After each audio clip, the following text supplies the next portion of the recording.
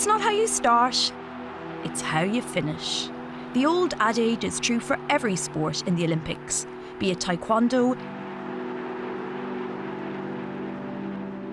table tennis,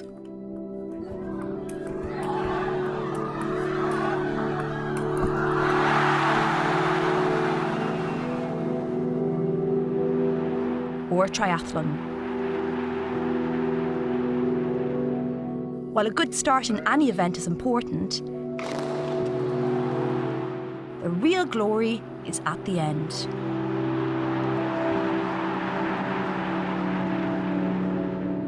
A gold medal may be the ultimate glory in the Olympics, but sometimes something remarkable comes along to remind us of the true Olympic spirit.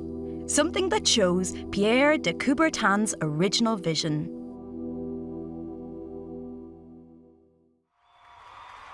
In 1992, British athlete Derek Redmond was one of those taking part in the 400 metres. Derek had missed out on taking part in Seoul 1998 by mere minutes. An injury meant that he withdrew and watched from the sidelines as Steve Lewis won gold for the US. But that was in the past. By Barcelona in 1992, Derek was injury-free and determined to win a place on the podium. That wasn't something unfeasible either. He had already shown he was no stranger to winning. The year before, in 1991, he was part of the British 4x400 metres relay team that had won gold at the World Championships. And Derek was confident he could add to that success at the Olympics. His first heat was a solid run, with his quickest time in the last 4 years, a great start to the Games. By the second heat, Derek was starting to find his groove. He won his heat again and looked like he still had plenty of gas left in the tank. Once it was time for the semi-finals, Derek was confident he would be racing in the 400 metres final. He just had to get through this last test. I had a great warm-up, strides and everything went well, came out on the track, put my blocks down, no problems, told us to strip down. Then you have the little bit where you're standing in your lane and they come and shove a camera in your face so everyone can see who you are and block that out and everything. And he said, on your marks, get set.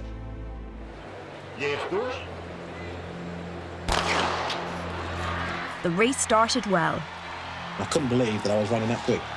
It's hard to tell positions in the 400 metres due to the staggering of the athletes, but Derek was holding his own, well within the time he would need to qualify for the final. Then it happened. The next thing I heard was a funny pop.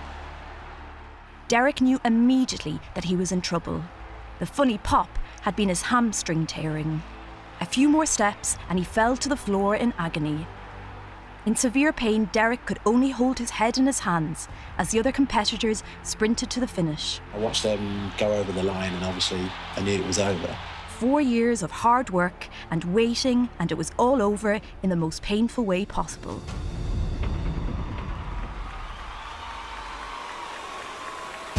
But Derek had not travelled all this way to not finish another race. The bitter memory of missing out in Seoul had stayed with him. As medics came to help him off the track, Derek refused to go out without a fight. Obviously in pain, he was going to finish this race, no matter what it took. But Derek wouldn't have to finish this race on his own. Barging his way through the stands came his father, Jim, desperate to help his son in any way he could. Derek struggled through the pain to embrace the man who had done so much for his career. The pair continued down the last 100 metres. Back in Derek's hometown, Northampton, the sight of seeing her brother and father struggle so dramatically sent Derek's pregnant sister into labour earlier than expected. In great pain and struggling to move, Derek was in floods of tears as he finally crossed the line. But the crowd roared the pair on. And while Derek may have failed in his bid to win a medal, finishing the way that he did made him an instant celebrity. The sight of Derek using his father as a crutch has become one of the enduring Olympic images.